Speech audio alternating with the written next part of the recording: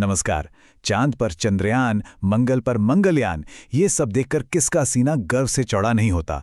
कभी सोचा है उस टीम का हिस्सा बनने के बारे में जो इन सपनों को हकीकत में बदलती है? अगर जवाब हाँ है तो ये चर्चा बिल्कुल सही दिशा में है। आज हम इसरो तक पहुंचने का पूरा मिशन प्लान तैयार करेंगे, एकदम स्टेप बाय स्टेप।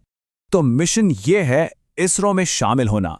ये वही ऑर्गेनाइजेशन है जिसने चंद्रयान और मंगलयान जैसे मिशनों से पूरी दुनिया को भारत की ताकत दिखाई है। यह सिर्फ एक नौकरी नहीं, बल्कि इतिहास का हिस्सा बनने का एक मौका है। तो देखिए, हर बड़े मिशन का एक प्लान होता है ना? हमारा भी है। हम स्कूल की नींव रखने से बात शुरू करेंगे, फिर इंजीनियरिंग की दुनिया में उड़ान भरेंगे, इसरो में एंट्री के रास्ते जानेंगे और देखेंगे कि मिशन सक्सेसफुल होने पर क्या होता है। और हाँ, आखिर में एक बोनस सेगमेंट भी है जिसमें हम रॉकेट साइंस के जादू को थोड़ा समझेंगे। तो मिशन शुरू करने से पहले ये समझना जरूरी है कि हमारा लक्ष्य आखिर है क्या। इसरो सिर्फ एक ऑफिस नहीं है, ये वो जगह है जहां भारत के सपने उड़ान भरते हैं। ये हमारे देश के गौरव और टेक्नोलॉजी की शक्ति का प्रतीक है। मतलब यहां काम करना देश को आगे बढ़ाने में सीधे सीधे अपना योगदान देना है। देखिए, द टाइम्स ऑफ इंडिया भी यही कहता है कि इसरो वैज्ञानिक महत्वाकांक्षा और राष्ट्रीय गौरव का प्रतीक है। जरा सोचिए, इसका हिस्सा बनना सिर्फ एक करियर नहीं, बल्कि उस शानदार विरासत को आगे बढ़ाना है जिसे बनाने में दशकों की मेहनत लगी है। तो चलिए अब आते हैं मिशन के फेज 1 पर, स्कूल की नींव। इसरो तक की यात्रा 10वीं क्लास के ठीक बाद लिए गए एक फैसले से शुरू होती है। ये वो नींव है जिस पर सपनों का रॉकेट खड़ा होगा।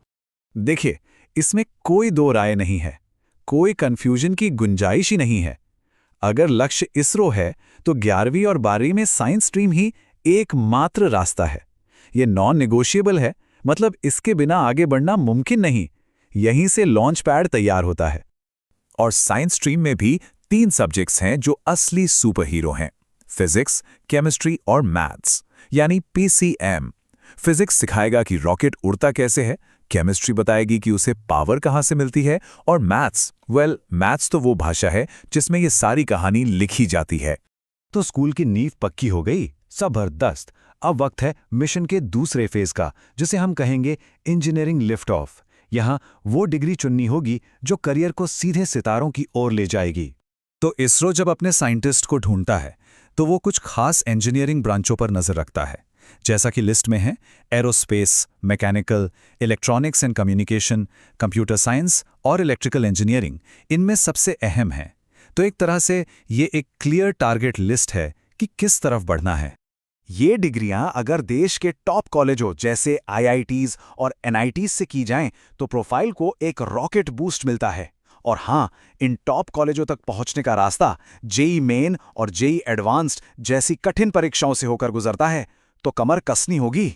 मान लीजिए इंजीनियरिंग की डिग्री हाथ में आ गई। अब शुरू होता है मिशन का सबसे थ्रिलिंग फेज, इसरो में एंट्री। यहां तक पहुंचने के 2 मेन रास्ते हैं, 2 फाइनल गेटवे।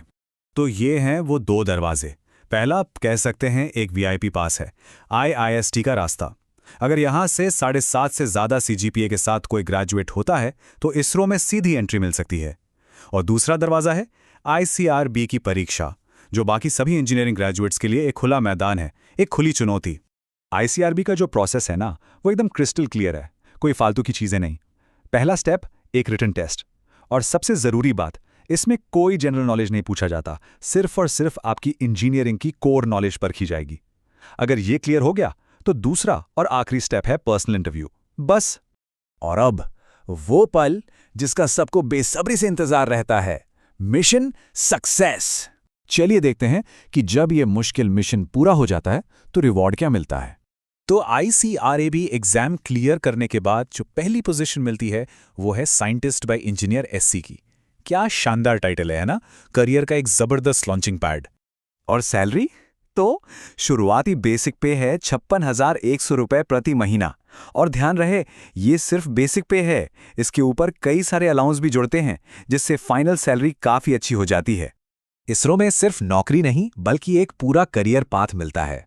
SC लेवल से शुरुआत होती है और फिर परफॉर्मेंस के बेसिस पर SD, SC और SF जैसे सीनियर लेवल्स तक प्रमोशन मिलता है। और जैसा कि दिख रहा है, हर प्रमोशन का मतलब है सैलरी में एक जबरदस्त उछाल।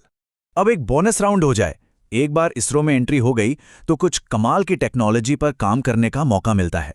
चलिए जरा पर्दे के पीछे झांकते हैं और देखते हैं कि एक विशाल रॉकेट को आखिर कंट्रोल कैसे किया जाता है। हर रॉकेट का दिल और दिमाग होता है, उसका गाइडेंस सिस्टम।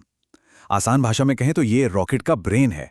इसमें ढेर सारे सेंसर और कंप्यूटर लगे होते हैं जो लगातार ये पक्का करते हैं कि रॉकेट अपने तय रास्ते से 1 इंच भी न भटके।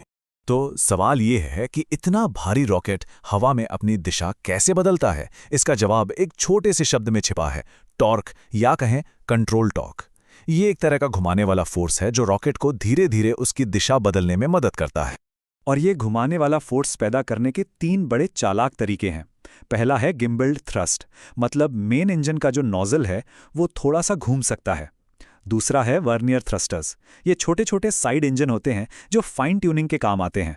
और तीसरा एरोडायनामिक फिन्स, ये बिल्कुल हवाई जहाज के पंखों जैसे होते हैं और हवा में रॉकेट को मोड़ने में मदद करते हैं।